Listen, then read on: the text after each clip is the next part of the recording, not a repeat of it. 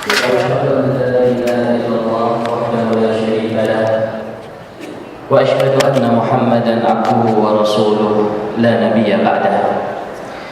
Kaum muslimin dan muslimat, jamaah sidang salat zuhur yang senantiasa dirahmati Allah Subhanahu wa taala. Alhamdulillah, di siang hari yang berbahagia ini hati kita dibukakan oleh Allah untuk memenuhi panggilan Allah yang mulia ini, yaitu salat zuhur secara berjamaah.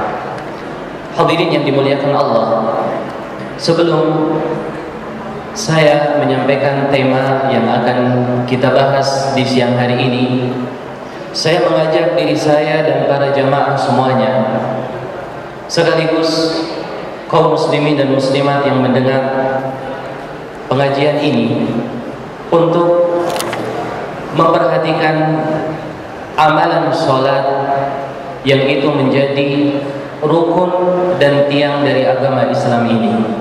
Seorang muslim identik dengan sholat, dan sholat adalah ciri khas dari seorang muslim.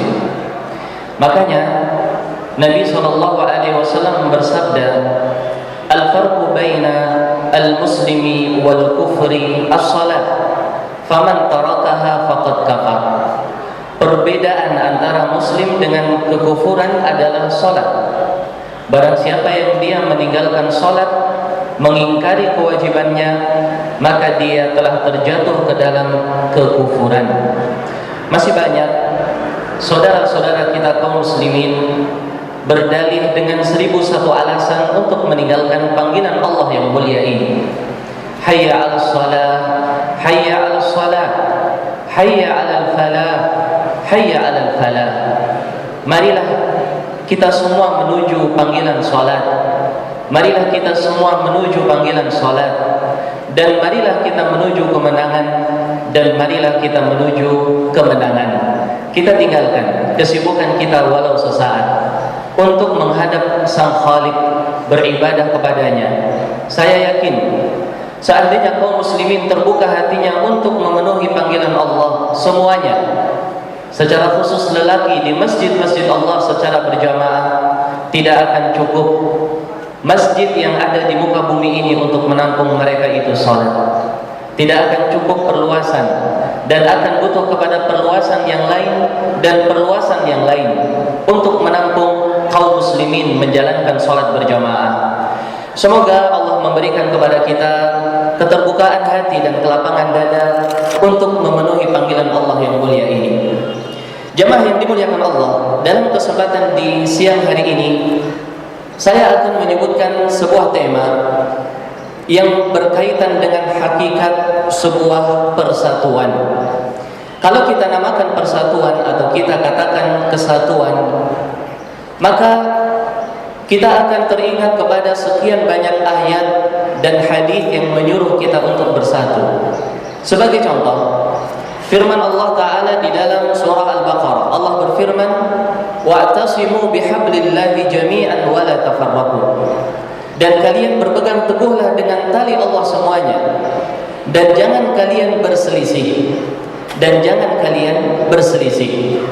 Di dalam ayat yang lain, Allah Subhanahu wa taala menyuruh kita untuk bersatu, bersatu padu, untuk kita berdiri rapi ibarat sebuah kekuatan. Allah mengatakan, "Innallaha yuhibbul ladzina yuqatiluna fi sabilihi shaffan ka'annahum bunyanun marsus." Allah itu suka dengan orang-orang yang mereka berjihad di jalannya shaffan, satu shaf, satu barisan. Artinya mereka bersatu ibarat sebuah bangunan yang kokoh. Di dalam ayat yang lain Allah mengingatkan agar kita jangan bercerai-berai. Allah berfirman, "Wala takunu minal musyrikin minal ladzina farraqu dinahum wa kanu syi'a." Jangan engkau menjadi orang musyrik atau mirip dengan orang musyrik yang mereka itu berpecah belah di dalam agamanya dan mereka itu berkelompok. Di dalam ayat yang lain ada tambahan lafaz. Allah mengatakan wa kanu syi'an kullu hizbin bima ladaihim farihun. Setiap kelompok dengan yang mereka miliki, mereka merasa bangga. Dalam ayat yang lain Allah mencela dari yang namanya perpecahan dan akan merembet kepada kelemahan kekuatan Islam. Allah berfirman, kata Allah Subhanahu wa taala, Allah mengatakan dan jangan, yang artinya dan janganlah kalian tercerai-berai dan janganlah kalian berpecah belah. Jangan kalian tercerai-berai dan jangan kalian terpecah belah, terpisah-pisah. Maka akan hilang kekuatan kalian dan akan lemah pandangan kalian di hadapan orang-orang musyrik. Hadirin yang dimuliakan Allah Subhanahu wa taala, kalau kita mengurut satu persatu hadis Nabi sallallahu alaihi wasallam, banyak sekali anjuran dari beliau untuk kita semua bersatu dan meninggalkan berbagai model perpecahan-perpecahan. Sebagai contoh, sabda Rasul sallallahu alaihi wasallam di dalam hadis Hudzaifah yang diriwayatkan Muslim, ketika Hudzaifah bertanya tentang fenomena akhir zaman. Ada kebaikan hilang, datang kebatilan. Lalu datang kebaikan hilang, datang kebatilan. Kemudian datang kebaikan hilang, datang kebatilan setelah itu. Kata Hudzaifah, ya Rasulullah, bagaimana wasiat Anda kepada kami?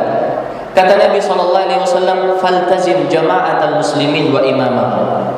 Kalau seperti itu fenomena akhir zaman, kamu pegang jamaah muslimin dan pemimpin-pemimpin mereka. Artinya, kalian bersatu di bawah seorang penguasa, pemimpin sebuah negara. Kalian bersatu di bawah seorang pemimpin Islam dan pegang apa yang telah mereka katakan. Hadirin, ini menunjukkan bahwa seorang muslim dia harus di fitnah yang terjadi di akhir zaman bersatu padu di atas seorang pemimpin. Di dalam hadis yang lain, hadirin yang dimuliakan Allah, Nabi SAW menyuruh kita itu juga untuk bersatu padu di bawah sebuah kalimat la ilaha illallah, di bawah bendera tauhid. Kita bersatu padu. Kata Nabi SAW ketika beliau memberikan wasiat, kata Rasulullah SAW, usikum bitaqwallah was-sam'i wat-ta'ah. Saya wasiatkan kalian bertakwa kepada Allah dan mendengar dan taat. Hadirin yang dimuliakan Allah. Namun, ya, kalau kita berkaca dengan kenyataan yang ada, mungkin kita akan bertanya-tanya, mengapa Allah menyuruh kita bersatu? Ya, Allah menyuruh kita jangan berpecah belah. Tetapi kenapa ada perpecahan di muka bumi ini? Bukankah ini bertolak belakang? Jamaah yang berbahagia, karena ini kadang menimbulkan sebuah tanda tanya yang besar. Allah menyuruh kita bersatu, jangan berpecah belah, jangan kita saling memusuhi, kita semua bersatu padu. Tetapi kenapa terjadi perpecahan? Kenapa terjadi perpecahan? Bukankah sesuatu yang terjadi di muka bumi ini dengan izin Allah? Kenapa Allah menyuruh kita dengan sesuatu, tetapi yang terjadi tidak seperti apa yang Allah suruh? Kenapa terjadi perpecahan? Kenapa terjadi perselisihan? Jamaah yang dimuliakan Allah Subhanahu wa taala, terjadinya perselisihan, terjadinya perpecahan adalah sunnatullah di muka bumi ini. Allah menyuruh kita untuk bersatu. Allah menyuruh kita untuk jangan bercerai-berai, tetapi Allah menetapkan di dalam kehidupan dunia ini akan yang namanya perpecahan dan perselisihan sebagai ujian kepada kita semuanya. Benar, perpecahan, perselisihan pasti akan terjadi. Namun, hadirin yang dimuliakan Allah, itu adalah ujian, itu adalah cobaan yang Allah berikan kepada manusia ini. Maka Allah mengatakan di dalam ayatnya, وَجَعَلْنَا بَعْضَكُمْ لِبَعْضٍ فِتْنَةً أَتَصْبِرُونَ. Kami jadikan satu dengan yang lain di antara kalian ujian. Ini memusuhi itu memusuhi ini. Ini berpecah belah, itu berselisih. Apakah kalian semua akan bersabar? Nah, ini maksudnya jamaah yang berbahagia. Di dalam ayat yang lain Allah mengatakan juga, walaula daf'ullahi an-nasa ba'dahum bi ba'din lafasadatil ardh. Seandainya tidak adanya permusuhan ataukah tidak adanya yang namanya pertikaian atau perbedaan pendapat yang ada di muka bumi ini, kemudian Allah mendamaikan mereka, tentunya muka bumi ini akan hancur. Oleh karena itu hadirin yang dimuliakan Allah, lari dari perpecahan tidak bisa. Namun kita dituntut untuk bersatu. Dan di sini adalah ujian yang sangat besar. Kita dilarang berbuat maksiat, tetapi Allah menciptakan syaitan untuk apa? Untuk menguji kita semuanya. Apakah kita sabar di dalam menahan godaan syaitan ataukah tidak? Allah menyuruh kita bersatu, tetapi Allah menentukan di alam dunia ini berbagai model sebab untuk terjadinya perpecahan. Nah, untuk apa? Agar kita itu bersabar di dalam menghadapi ujian tersebut. Baik, hadirin yang dimuliakan Allah, lantas apa yang harus kita sikapi di dalam perpecahan yang ada di muka bumi ini? Apakah kita mengikuti gelombang perpecahan itu?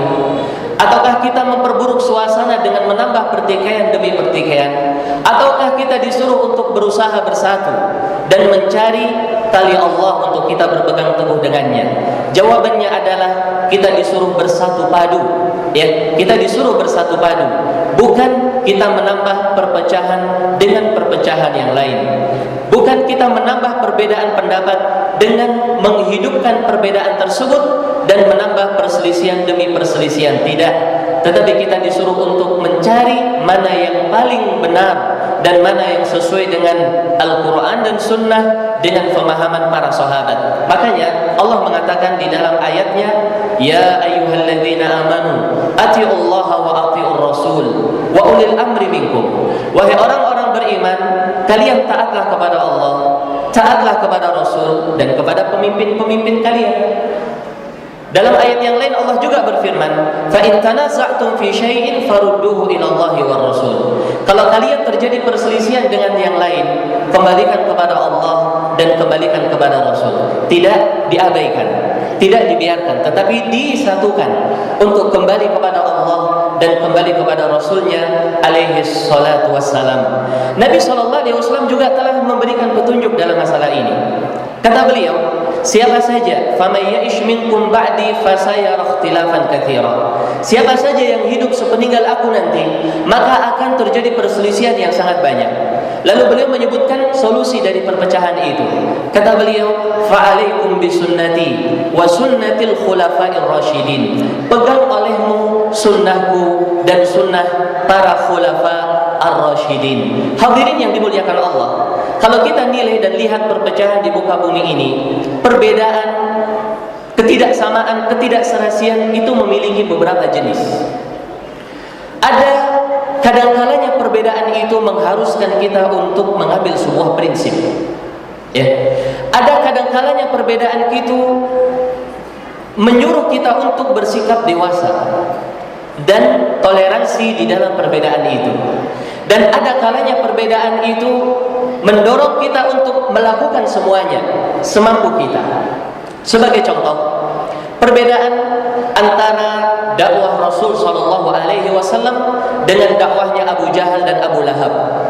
Dalam arti lain, antara Islam dengan kekufuran, antara Islam dengan kesyirikan, antara tauhid dengan syirik. Ini jamaah yang dimuliakan Allah adalah perbedaan yang menuntut kita untuk mengambil sebuah prinsip. Kita tidak boleh berusaha untuk mendamaikan antara Islam dengan kekafiran dengan berbagai dalih. Kita tidak boleh berusaha untuk mendekatkan antara tauhid dengan syirik dengan cara mencari jalan tengah. Tidak boleh. Karena tidak ada sejarahnya di dalam agama Islam ini pernah Nabi SAW damai antara muslim dengan musyrik. Tidak pernah ada rekonsiliasi antara dakwah tauhid dengan dakwah yang dibawa oleh Abu Jahal dan Abu Lahab. Seandainya boleh mencari jalan tengah, tentunya akan dipilih oleh Nabi SAW dulu. Ketika orang musyrik menawarkan perdamaian, wahai Muhammad, kamu ibadah kepada saya, kepada Rabb kami 1 tahun, dan tahun depan kami akan menyembah Rabb kamu selama 1 tahun. Tetapi Nabi SAW tidak mau.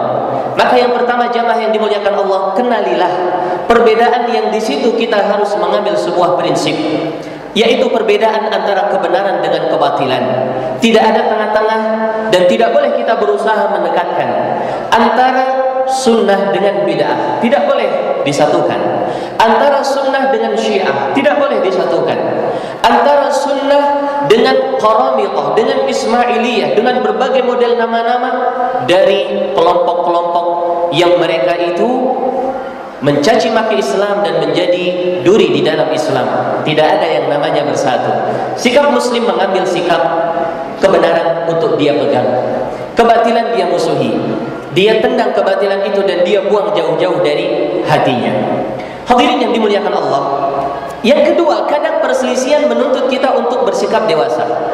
Secara khusus perselisihan seandainya terjadi di dalam permasalahan yang memiliki dalil dari dua pendapat tersebut. Kebanyakan terjadi di dalam masail khilafiyah, tentang sholat, perbedaan gerakan sholat, tentang zakat, perbedaan bagian-bagian zakat, tentang puasa, haji, amalan haji, tentang warisan, tentang pernikahan, jual beli. Ini semua hadirin yang dimuliakan Allah adalah perselisihan yang kita dituntut untuk bersikap dewasa. Maksudnya bagaimana? Seandainya perselisihan itu terjadi di zaman dahulu di antara para sahabat, di antara para tabi'in, di antara para tabi'ut tabi'in, di antara imam 4 madhab, maka kita di zaman sekarang tidak boleh menutupi dan memungkiri dari kenyataan itu. Kita pun harus toleransi. Namun bukan berarti, hadirin yang dimuliakan Allah, kita boleh coba sana, coba sini di dalam pendapat-pendapat itu. Hari ini saya ingin bermadhab dengan madhab Imam Ahmad, besok saya ingin bermadhab dengan madhab Imam Abu Hanifah, besok saya ingin bermadhab dengan madhab Imam Ahmad, Imam Syafi'i, Imam Malik. Saya ingin semuanya saya jalani dengan damai. Tidak. Hadirin yang dimuliakan Allah, perselisihan yang jenis kedua ini memang kita dianjurkan untuk dewasa, toleransi. Tetapi kita harus mengambil sebuah pendapat dan kita anut pendapat itu dan kita amalkan di dalam kehidupan kita. Sebagai contoh, jamaah yang dimuliakan Allah Subhanahu wa taala.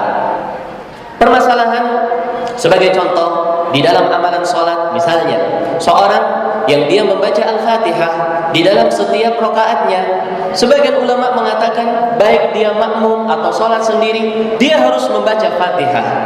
Sebagian ulama lain mengatakan kalau dia makmum, dia tidak perlu membaca Fatihah karena bacaan dia adalah bacaan imam. Nah, dalam masalah ini kita tidak boleh kemudian kaku menganggap orang yang membaca Fatihah dia sesat, ataukah dia telah kafir, atau dia ini dan itu. Tetapi bukan berarti kita boleh hari ini saya baca, besok saya tidak. Tidak boleh.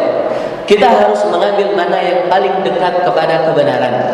Kita harus mengambil mana yang lebih tenang di dalam kita beribadah sesuai dengan dalil dari Al-Quran dan Sunnah. Kita dapati bahwa membaca Al-Fatihah dalam setiap rakaat adalah rukun. Maka kita baca setiap rakaat, apakah kita makmum, imam, atau sholat sendirian.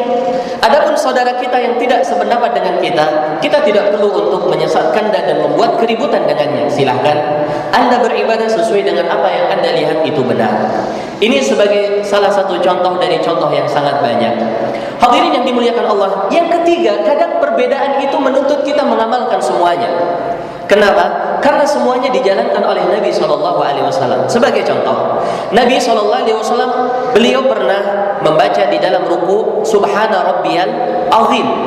Beliau juga pernah di dalam ruku membaca Subhanakallahumma Rabbana wa bihamdika Allahumma gfirli. Nah, dua bacaan ini semuanya pernah dilakukan oleh Nabi SAW. Maka kita dituntut untuk melakukan semuanya. Kadang hari ini, hari ini itu. Zikir selesai sholat, ya, kadang beliau membaca Subhanallah 33 kali, Alhamdulillah 33 kali, Allahu Akbar 33 kali. Kemudian ditutup dengan La ilaha illallah wahdahu la syarikalah, lahul mulku wa lahul hamdu wa huwa ala kulli syai'in qadir. Kadang beliau membaca Subhanallah 10 kali, Alhamdulillah 10 kali, Allahu Akbar 10 kali.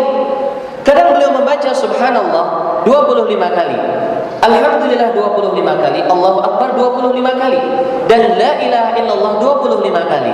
Nah, ini semuanya pernah dilakukan oleh Nabi. Maka kita juga dituntut untuk kadang melakukan ini dan kadang melakukan itu. Sebagaimana Nabi SAW kadang melakukan ini dan kadang melakukan itu. Walhasil hadirin yang dimuliakan Allah, ini adalah sebagai gambaran Singkat yang saya sampaikan agar kita semua ini benar berupaya menjalin persatuan. Gara-gara kita tidak menyikapi perbedaan dengan benar, akhirnya justru kita semakin memeruncing perselisihan. Coba lihat hadirin yang dimuliakan Allah. Semestinya umat Islam ini mengarahkan senjata-senjata mereka kepada orang-orang kafir. Semestinya mereka membicarakan kejelekan orang kafir, orang musyrik yang mereka menjadikan pohon sebagai Tuhan selain Allah, ya, yang mereka menjadikan jin sebagai Tuhan selain Allah, yang mereka menganggap batu bisa mengatur kehidupan seseorang. Itu semestinya yang diserang, bukan kemudian sesama kaum muslimin.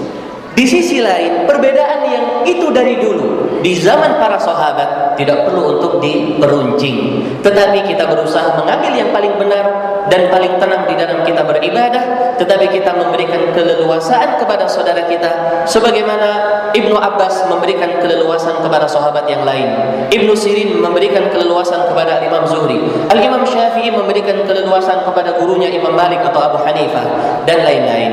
Semoga hadirin yang dimuliakan Allah, usaha kita untuk menyatukan umat Islam ini selalu berhasil dan mendapatkan berkah dari Allah Subhanahu wa taala, dan kita bukan menjadi orang yang justru menimbulkan polemik fitnah di kalangan kaum muslimin, dan kita menjadi orang yang kata Nabi SAW adalah miftahan lil khair mighlaqun lisyarr, membuka kebaikan dan menutup segala pintu kejelekan. Ini kurang lebih hadirin yang dimuliakan Allah yang dapat saya sampaikan di pertemuan kita di siang hari ini. Semoga bermanfaat untuk diri saya dan para jamaah semuanya. Sebelum saya tutup, barangkali ada di antara para jamaah yang ingin ditanyakan atau disampaikan atau didiskusikan. Mungkin ada di antara para jamaah barangkali terkait dengan pembahasan yang tadi saya sampaikan. Saya persilakan. Mungkin ada. Insya Allah semuanya jelas. Baik. Terima kasih hadirin yang dimuliakan Allah. Dan sekali lagi, dan ini akan terus diingatkan oleh para dai untuk kita selalu memakmurkan masjid Allah. Terkhusus kita berada di sebuah rumah sakit yang besar, yang kita semua insya Allah mayoritas atau kalau bukan semuanya beragama Islam. Mari kita penuhi dan serui panggilan Allah Subhanahu wa taala.